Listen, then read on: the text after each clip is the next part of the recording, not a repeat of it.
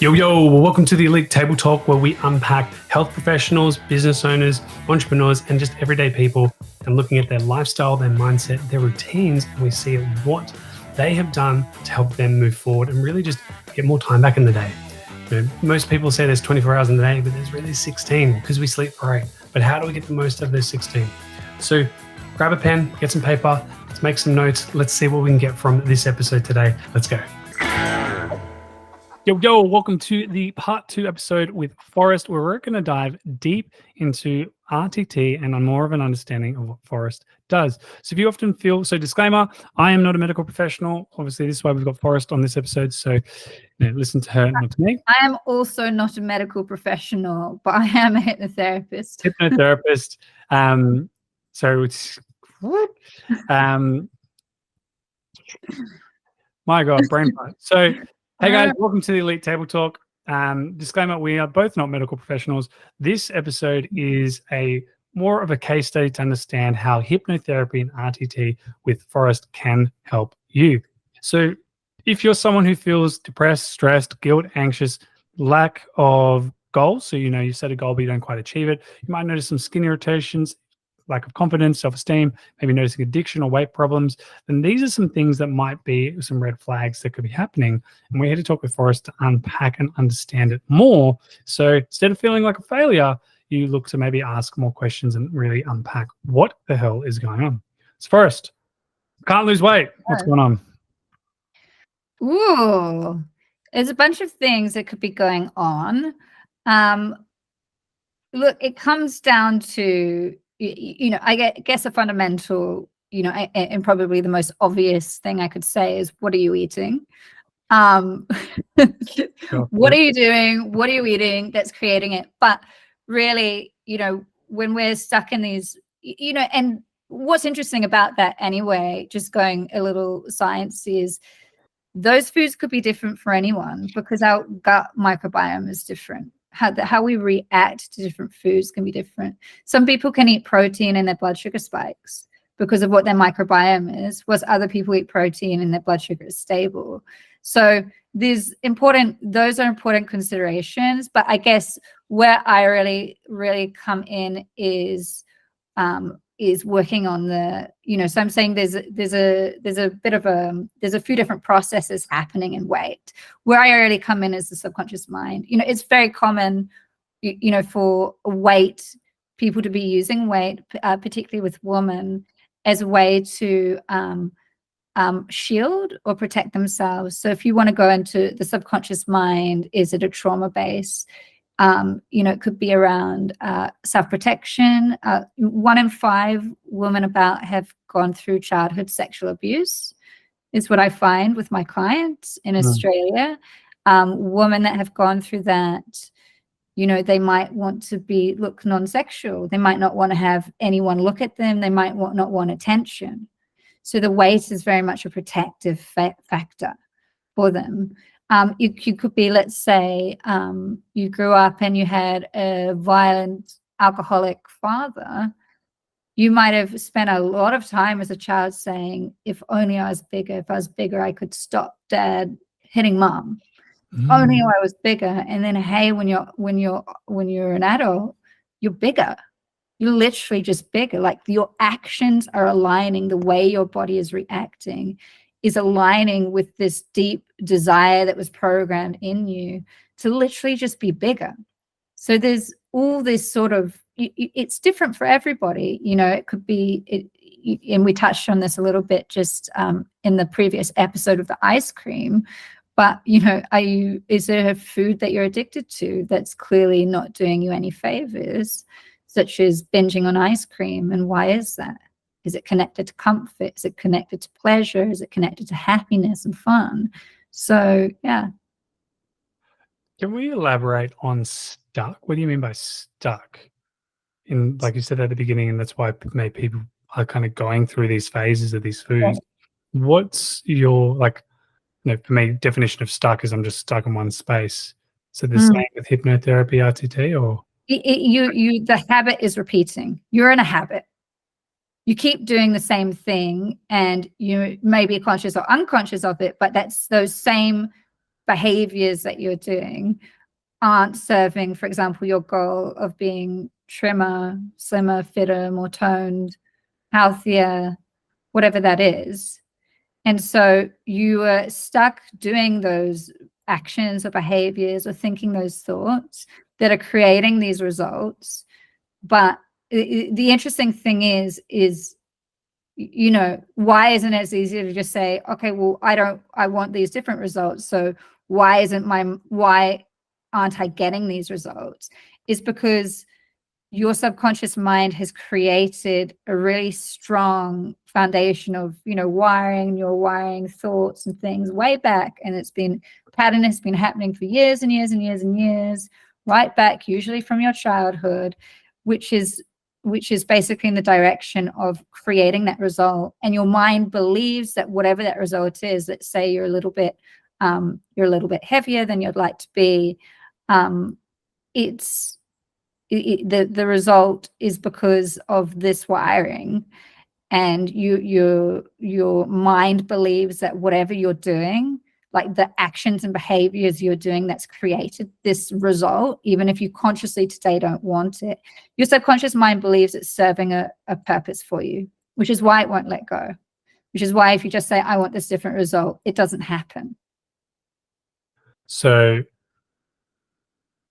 whatever label someone has based off this whole list that's about to pop up, from anxiety to feeling stuck, to struggling with weight or gaining weight, feeling overwhelmed, you know, like a lot of people are at work, you know, you have to do 12 hours of work. So if you look at the metric of it, it's just 12 hours, like 1, 2, 3, 4, 5, 6, 7, 9, 10, 11, 12. Yeah, for some people, it could be like, oh, it's just so much work to do. Like, you know, Kate, shout out to Kate, my partner, she'll go, I have to do 12 hours of work. She'll do 10. And as she's doing it, she realizes she has to do another 5. So she stops, comes home, sleeps, or she rests and then does the 5 hours first thing in the morning and adjusts. So you're saying some people will get stuck and just get stuck in the pattern. So they've got 12 hours of work and they get stuck in the first 1 to 2 and they don't really move forward from that because it's something happens in them because of the past. Yeah, it could be. Yeah, I've had clients that definitely have those work blocks. So what, you know, for example, if you need to do more than you're currently doing in terms of work-wise, what is your relationship to work in the first place? Where did you get those ideas? Someone might have seen a parent that were just cracking their back, working so hard, and you might have, you know, you could have related to that differently as a child. You could have said, that was awesome because look at these results and we get all these extra things that we wouldn't have otherwise. You could also say, my parents are so stressed, so miserable, so angry. They never spend any time with me. I will never do that. I never want to be like that. And then, you know, you might have a real wall there. Likewise, you might just be sabotaging yourself. You might be, you know, you might have a goal, but you're never achieving it because you personally just don't believe you're worthy of it, or you're deserving, or you ever could truly have it. Should I just make a bigger goal then? So like, you know, most people, they're like, I want to save $20,000 a year and they don't think they're worth it. So it's like, okay, 200,000 then. Let's 10x that. So it's bigger. Is that enough to create that difference so then they might start? It just depends. It's very unique to the individual. I think you have to think of a goal. You know, if you maximize a goal, let's say you double a goal, but your inner reaction to that idea is like you feeling yourself shut down already, you've probably gone too high. It's like saying my goal is to be a billionaire in the next with the B. And where you're at now is just, you know, you're an average wage earner. It's your average wage earner. Yep, average people will make billions. Excellent, very good. Know, that goal is just, your mind is going to shut down to that, like that huge ceiling that you've created, because it's just like it can't program how you can get there. So you've got to be careful with your goals. Like, it's really great to give yourself that nudge. if you can expand it and that's something you can handle 100%, but you also have to really check in with yourself to make sure, like this is something, I can compute. That example, average earner, I want to save some money, but I don't seem to hit it. Where like, walk into your office, or I guess someone's stuck in one of these areas. So stuck is really, they're shunning away from something, and it could be in the physical sense of body composition through food, or it could be an emotional response where they might, like we just joked, "Hey, a billionaire, yeah," but really behind the scenes, I'm like, "Oh, it's going to be really hard. I don't think I can do it." So catching ourselves in those moments, that's stuck. And so this is where they should be like subconsciously, they should be becoming conscious of their subconscious. And this is where you're looking, hiring someone like yourself helps them to dive deep into it, to slowly look at it from different angles. Yes, so to broaden the perspective. And also you could do, you can also do work. I'm saying if your body's recoiling, you can do work to open yourself to that mind, into that mindset and that possibility. Absolutely. So that's the nudge. But yeah, if it's too, sometimes it's just impractical. There are unicorns out there that actually achieve that. But, we have to, I guess, look at the balance of probabilities within our personal lives to figure out whether we're going to lean on that side or not. Yeah. Well, this is kind of why we came onto this second episode, was because we started a conversation of like, for those that want to be a millionaire, if you're earning an average earner, 17, 20 years, you will technically be a millionaire. Problem is you don't see $1 million in your account, but you've now generated $1 million. And the difference, and we were joking about, let's be billionaires. But then we actually talked about, you can have the mindset today of what's having growth. It's being open to having the conversations and reading the books to build the habits that you might hit a billion, but you experience the billionaire lifestyle. So with that, and we're going to do some hypnotherapy on me after this episode. Forward to it. What is that going to look like? So for someone who's like, most of us, if you turn on the news, it's just like inflation, stress, money. But money's always been around. Toxic? Isn't that so toxic? Like the news does a very, very excellent job at programming people into this concept of the impossibilities or the stresses around money. And look, sometimes, with that relationship with money, sometimes it's the really simple things that add up. Two people can be earning, you can have one person earning 4 times more than someone else, and the person on the lower earning bracket is so much more wealthy. Yeah. Because they live, in a very different way, and they're very growth orientated, whereas someone might be more high flying. They've got a very different money pattern.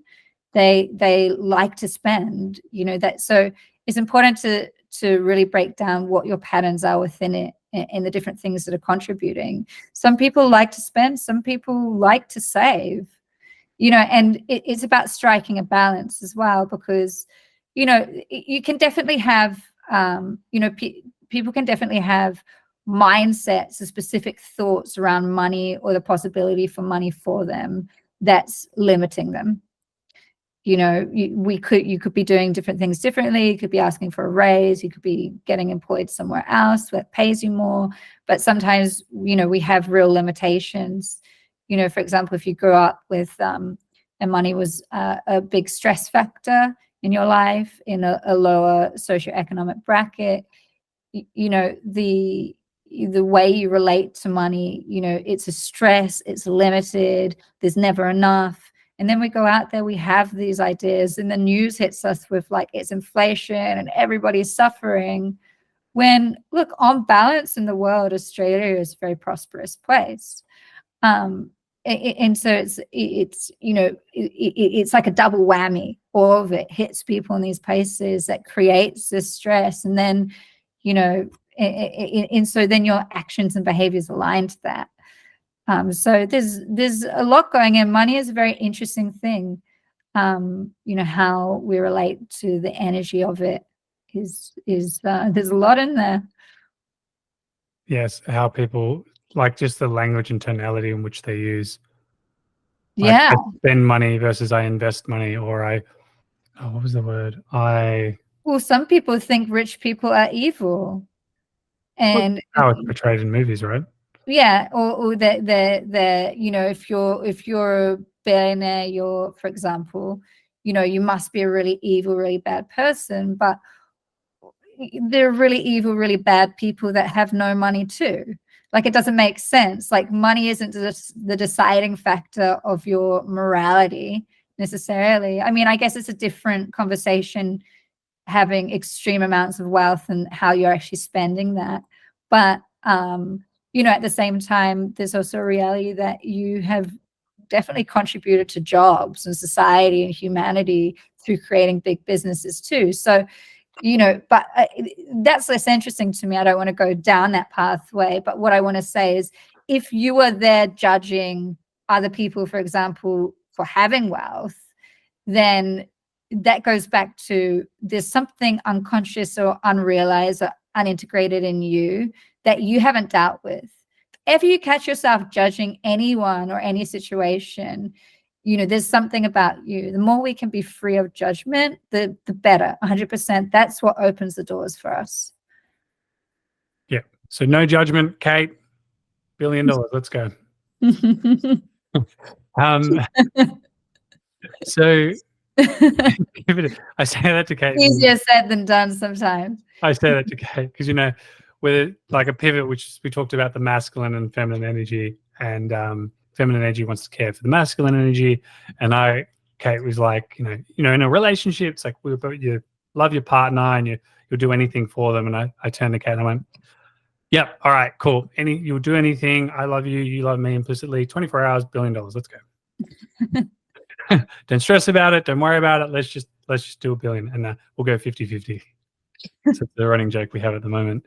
But to pivot back is with RTT, so I want to, everyone wants to have more, but it's not as simple as that. It's like, oh, I just want more money. It's like, well, no, I want to have more money so I can invest in more education, so I can be more knowledgeable to help people. And people will create this story that they believe in and back themselves, and then they're coming. Well, for me, I'm coming to you to really unpack it further, because subconsciously there's something that's causing that, and wanting to now understand it. Or people might be feeling stuck in their weight again in the list. When they come to you, what's the initial, like, take us through the process, like the journey or the consultation to then having them lie down into the hypno? In a consultation, what I'm most interested in is literally what are the symptoms you're going through in relation to it. So for you, it's like that feeling. Likewise, when you're having a laugh or joy about it, that's good. I see that as like a more of a green flag, but I'm looking for what are the pink flags, what are the beige flags, what are the red flags, like that within the symptoms. In a consultation, I'm listening incredibly carefully to everything somebody says to me, because there's always nuggets in that. There's always little bits about what it is they're directly saying that is incredibly revealing about what they're actually doing or how they're relating or believing to the issue, believing in themselves in relation to the issue. So that part is interesting. And the other part is understanding the basics around childhood and what those markers or experiences of adversity were and what those protective factors were too. So a consultation for me is about really getting to know someone. In session, as you know, Carl, it's just straight into the gritty knots in terms of what is really happening. So what are the root causes? What does the subconscious mind really believe around, for you, your goals? And what does it believe around your relationship with wealth, with finance, with money? There's always little threads that we can pull, with deeper into it. with those threads, though, Mhm. the amount of people that you've worked with, like you've worked from business executives to companies to high performers to average Joe. Everyday people, and people have been through extreme trauma or extreme mental health issues as well. Traumas that we wouldn't even speak about on this podcast because people could barely conceive that it happens in society. Yeah. It's concerning knowing some of those things. Moving through is, but on that, like there are some people, for example, that, oh man, I always go through it tough. And there are other people like they seem to just attract money versus for themselves versus those that do it hard need to obviously pivot their story and think about, I need to make money so I can help more people, and it becomes easier for them. With all the people you've worked with and for me as the example, so you can use it as a case study, I'm happy for it to be used, is what language are you hearing? You're saying for the nuggets, what language are you hearing from me that makes you go, that's not aligned, or this is where we need to go, or like when we speak, what's clicking for you and you're going, that's a nugget, where it might not be for someone else? Look, it's looking at the broader symptomology of a situation, and it's about bringing people deeper into their truth. I'll use a general case study that isn't you, but somebody else. I've seen I've even seen people with huge diagnoses. We're talking bipolar, borderline, and things, but a huge amount of their reactivity and trauma is actually coming from money, like a trauma around money, or a traumatic relationship around money. Likewise, I've seen people with quite chronic anxiety, and this isn't everyone, that we're just speaking about money specifically as a topic, right? Chronic anxiety and things, and it comes down to just this stress or this negativity around money that's all pervading because of experiences they've had as kids growing up. Parents could have lost a business, things could have blown up, they could have gone from riches to rags, these sorts of things that can be, these big life shifts, stressful life shifts that occur, and money is around that. And that can really, really affect people. Likewise, you can see sometimes people's bank accounts really reflect their mental state. It's like boom or bust, boom or bust, boom or bust. And they'll realize that even psychical emotional patterns, that could be, I'm not saying this is all people with BPD or something, but a lot of those emotional patterns are reflected in the bank balance as well. And the big question is, it's different for everyone, but I've definitely seen unique cases where when you think about what came first, the chicken or the egg, I found that when I've solved the money part, the rest has fallen into place for some individuals. And that's incredibly fascinating. I've seen people go from really imbalanced to actually really turning their lives around financially and making a lot more in relatively nice periods of time, like a year, these sorts of things. Just working with that, but also seeing how it stabilizes. People can actually stabilize their mood off like other shifts as well. So it's a really creative process in a way, because my job is to look, when you're in hypnosis, I have to pull in and look at all these other themes in your life or patterns in your life that could be playing upon what is going on. And with those case studies, was that like the general thing that they wanted, or when you're working with them, you then unpack and there's a memory that comes up and you're like, you ask them, they tell you about it, and you're like, huh, interesting, and you explore it? With some people will come in specifically for money, but usually I've unpacked it. I've realized the pattern. And when we work on that, it's like you can create a kind of opus magnum in clients, particularly when they're coming back for repeat work, where like you kind of go like, let's do the general stuff, let's fine tune it, let's refine you. And, you know, you can create this thing. And sometimes the real big unlocker can be something like money. And they would have never come in the first place. Like, yeah, they know this and that happens to their bank accounts and blah, blah, blah. But they would have never put it all together in that way. As I said, you know, I like thinking about what I do in this as this open architecture framework, though, because we're all so unique. You know, our experiences, you know, there's shared commonalities and themes, but there's all different little tweaks for everybody. Yeah, wow. And what's from the information that you gather from your consultation, and you've picked up the nuggets, you've heard the language, and you're working on how to define this person, then help them redefine themselves to go to that next level. When they come to see you, what's after the consult? So we're in a session. How does it start to then end? Like, what would someone go through? In the session? Yeah. It depends.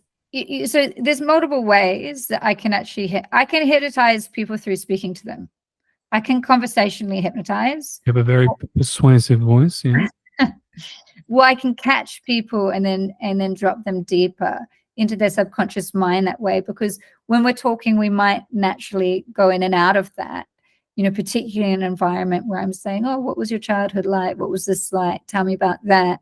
You can catch people and drop them in. So I might, it depends on the person, where they're at, and what I decide is right. So it's a unique approach, or I might just, you know, use a more classical form of hypnosis, so someone will relax down, which is what you will have experienced.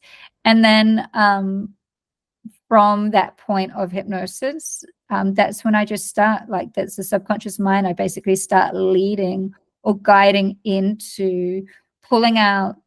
It could be memories, most likely from childhood or experiences. It could be feelings. It could be specific thoughts or visions. So there's all different information I can pull, and it's different for everyone, but I will work into that. So you Carl, you're very physical based. When I pull information from you, there's a lot of physicality. So I can tell you really process a lot through energy in your body. That's not necessarily, some people are highly visual. So the way they're processing, it's like strong visions and things. So it's different for everyone how that works. And so I'm working with their unique attributes. And depending on what they're doing, sometimes it's, you know, in terms of physical, you know, sometimes the root is they're feeling compressed in their chest, or you're feeling knots in your stomach, or you're feeling butterflies. You know, there's different physical feelings. You feel empty or dark or cold or disconnected.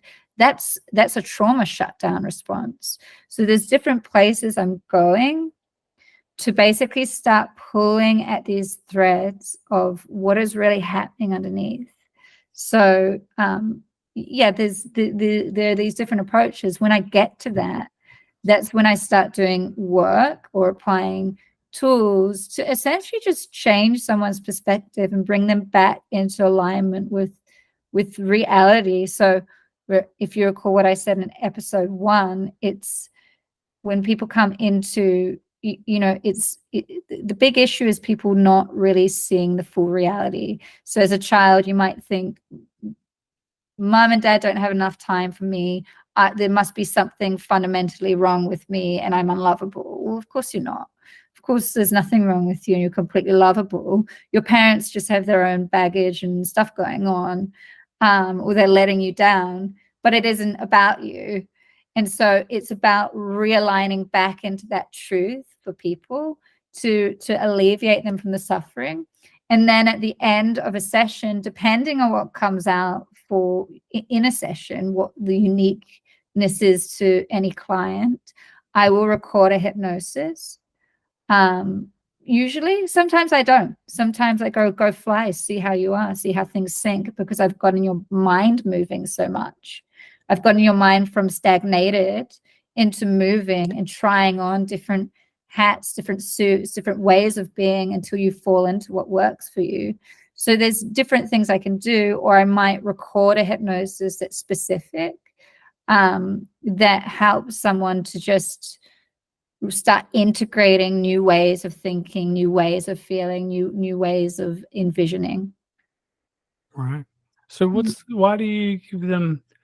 So we help them redefine who they are, but we go down and you're either dropping them in, catching them.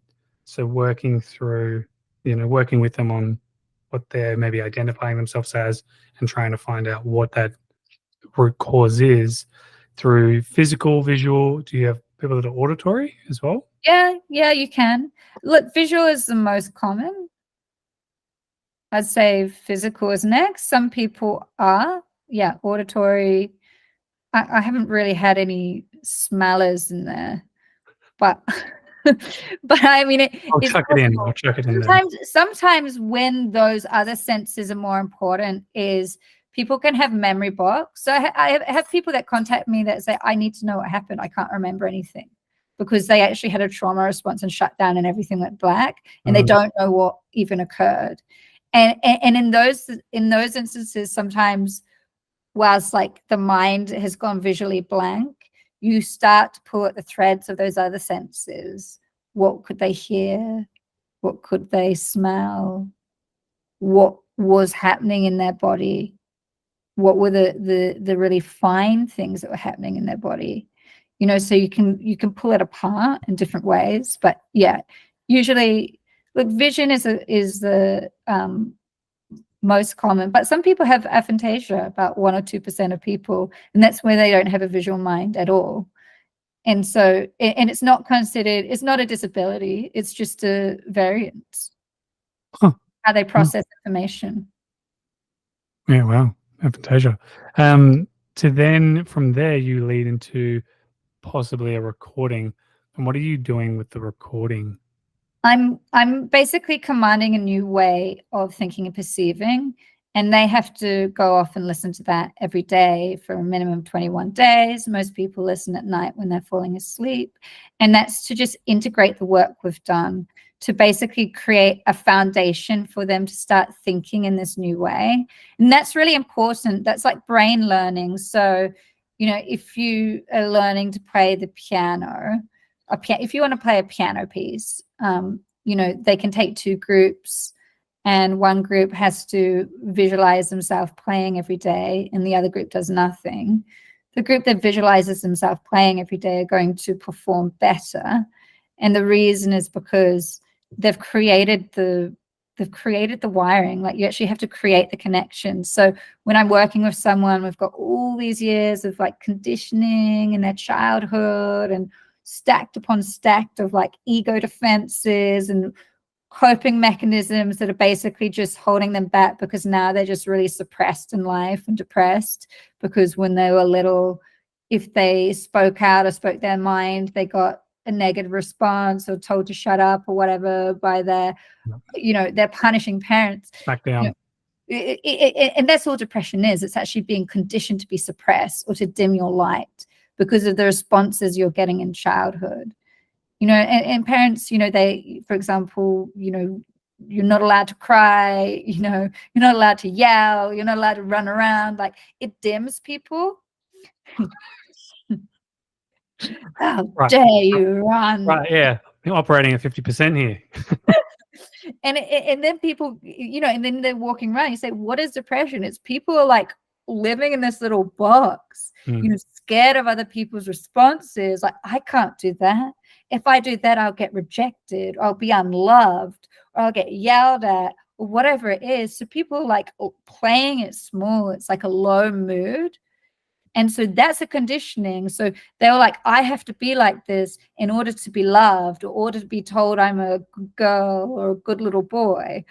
And so then they're like this. And so unraveling that is to help people find that place in themselves. So the recording helps to reiterate these ideas and repeat them to create pathways most traveled, because you've spent like, the mind is really plastic. It can learn something in 3 weeks. create a new habit. For really creative people, it's 10 days, or even younger people.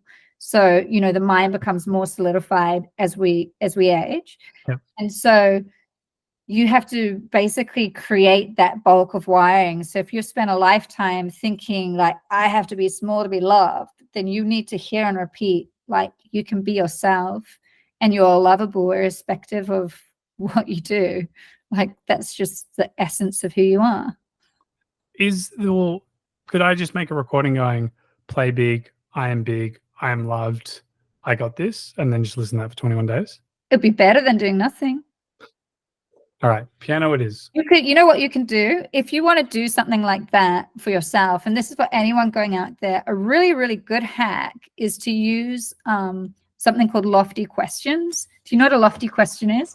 No. It tricks your subconscious mind into answering something in the affirmative for you. So like if you do affirmations, I think, we all know like, I am lovable and I am enough. And yeah, like these are really general. Think about how you can create affirmations for yourself that are hyper specific to the result you want. I think that's important. I think I've got this one. Because I've got like, for me, so it's on my screensaver, I think. So with a statement, it's like most people like, I just want to be the best. I want to be outstanding, versus be even more outstanding, that ignites passion and provides a greater experience for myself and everyone right now. Great. Yeah, I like it because you've got more specificity, you're more specific within that. Yep. Now, a lofty question is good because it can go like, why do I always play big? And your mind will go, well, I always play big because I just like rocket business, right? Why do I always play so big at business? Why do big business clients always just flow to me? Your mind goes, they always just flow to me because what I'm doing is great. I'm onto something. So your mind creatively will answer in the positive. So you're causing your subconscious mind to come up with the answer. Now, that's a great process because you're applying that pressure to come up with something. If you do an affirmation too much, it becomes too rote and boring. Like, does it mean anything to you? Do you feel something when you say it? Or you just like blah, blah, blah, blah, blah. You want to feel something. It feels better. And you go, why do these great clients just flow to me all the time out of known and unexpected places? Well, they always do that because my podcast is hot. Whatever. They love listening. That's my testimonial. Thanks. Yeah, okay. And would you say that for a lot of people that probably have just heard that, why do I always attract big, lofty clients that believe in the product and the service that I value? And people might go, but I don't. Would you say then that person's probably stuck? Because they are stuck, but work around it. That question didn't work for you. Maybe you need to take it back a notch. Or wouldn't you just... It depends on the person and where they're coming at. Some people can't say that I am lovable. They just say, like, I can't say that. I can't do that. No. Like that, there's just no way I could ever possibly say that. So some people are like that, so you have to take it back to what someone can handle. Some people are a little more, they're a little more optimistically minded and they can easily go like, yeah, like boom, totally. It's funny you say that because I've started doing that with a lot of male people, and it's really interesting how hard it is. Like, I hate the word, and now I say it to others. Yeah, really. Like, ooh. Like, saying I am lovable. So you would say like, I love you, or are you just hitting them with I love you? I love you, or I love having you part of my life. But you watch, like, I've noticed it more in males where they're like, you take them to the side of the room really seriously. There's something I need to tell you. Yeah, hand on the wall, deep in their eyes. Something I've been meaning to say. I love you. Yeah. You're like, why is everyone recoiling with weirdness when I like do that to them? Yeah, why does everyone tell me to get out of the house? This is weird. Clearly they've got an issue of being lovable. I'm not wearing clothes either. I don't know. I don't get it. But I just can't figure it out. Like all these people, they just cannot handle the love. you just got to listen to this 21 days. So other than I'm liking you. yeah, so other than them not embracing me, it's not me, it's them.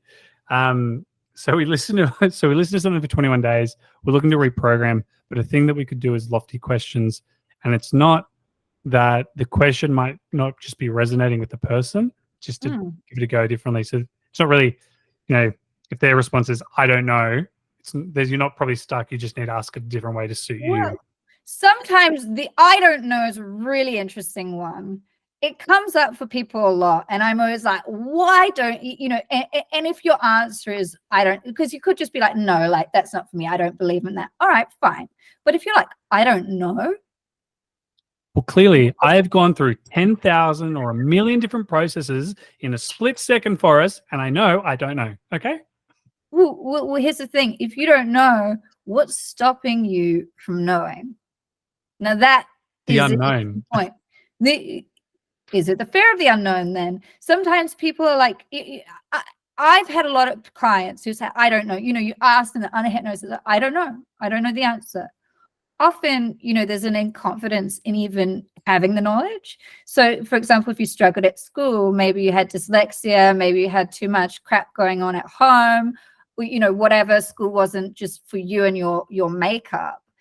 People have memories of like, was I embarrassed because the school teacher asked me something, And you got put down. And it was always, the answer was always, I don't know, because you created that response because like, well, maybe you genuinely didn't know then, but you're too scared to actually make answers, because what if you gave an answer to the teacher and the teacher laughed at you and said, you are so wrong.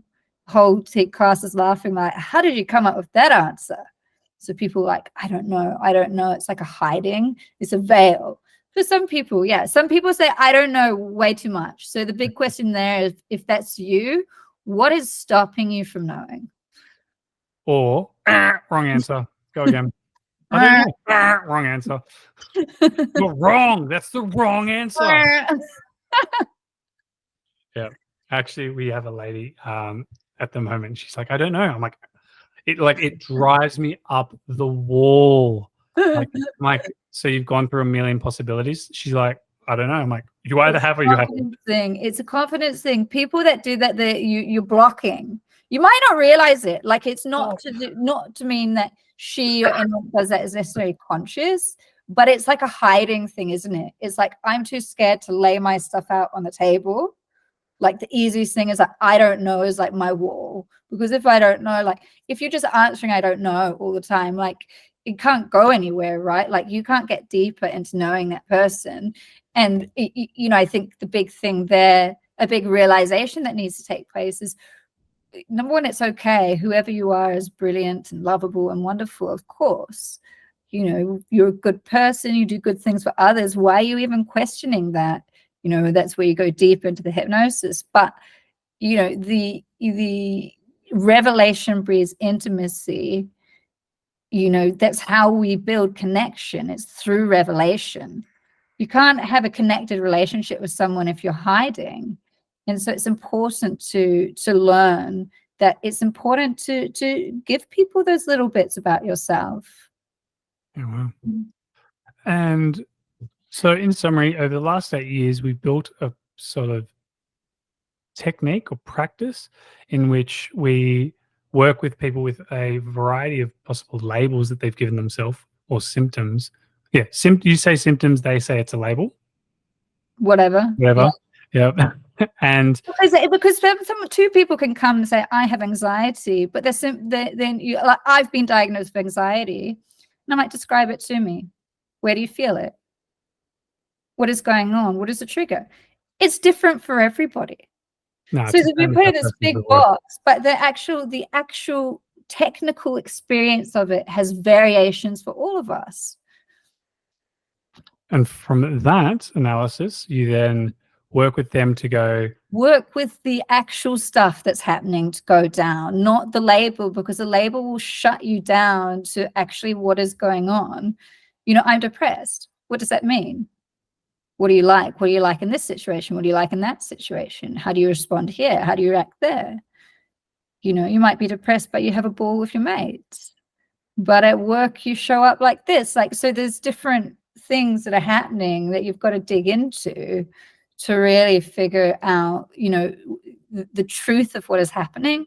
That's the most important thing. If you unveil if you make what is unknown conscious, if you unveil that, you've got yourself moving now. You've gone from a stagnated state, an autopilot state, to a state of awakening and realization on that specific issue or symptom or trait or label.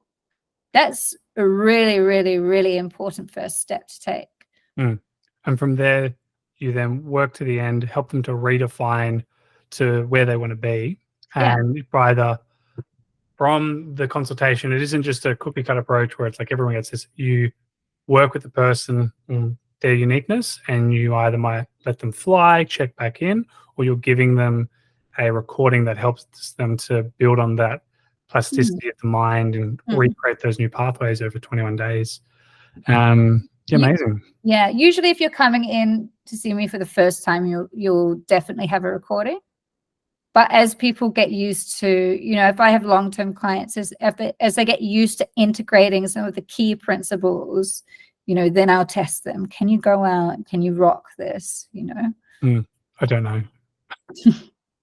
And stopping you from knowing. Look, I'm stuck under a staircase, all right? Like there is Harry Potter. I'm just Harry Potter. Some people love it, some people don't. Yeah, Kate's going to just start running up and down the stairs. Come on, Potter, get out. So where's all this mail coming from, Potter? Why are there owls turning up? But don't use his name, Potter. From the lovely Harry Potter analogies there, if someone's obviously into Harry Potter, feeling a bit stuck or feeling a bit labeled and really wanting to, or feeling a bit stuck and they haven't been able to move forward or shunning away, how can they get in touch with you to have a consultation to talk through some of these obstacles or challenges that people might be experiencing to see if this is the right fit for them? They should just go to my website, www.forest with 2 T's. So it's forest.com.au.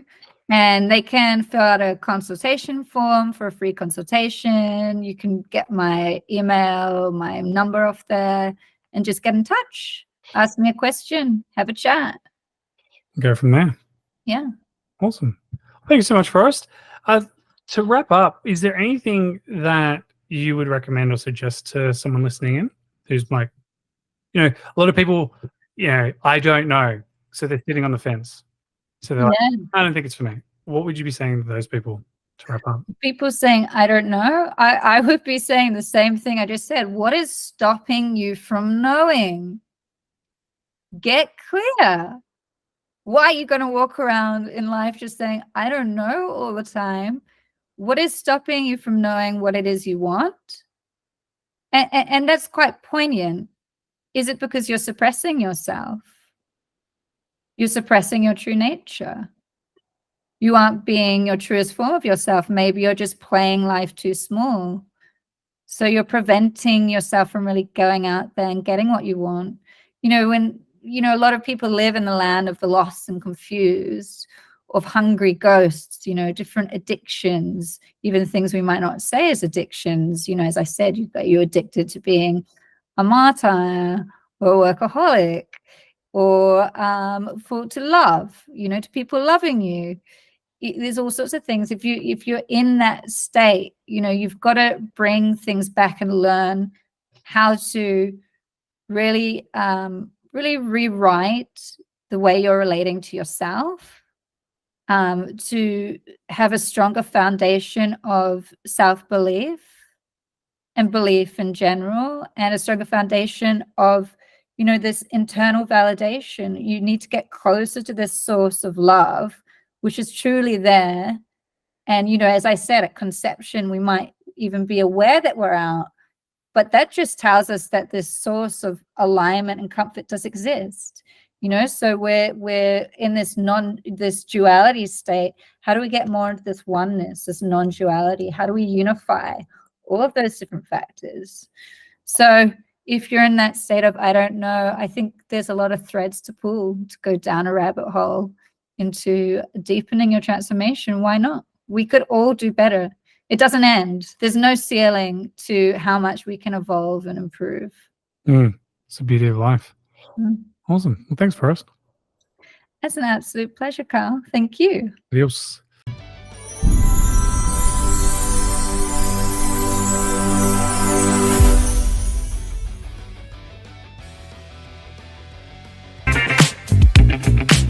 Thank you so much for joining us on Table Talk. Hopefully you got some insightful information from those health professionals and you can apply it to your own life and own health and fitness. Remember to give us a like and subscribe, share to the channel, and if you feel you'd like to be on the next podcast episode, reach out to us on the links below and we'd love to see you on the next episode. Adios, amigos.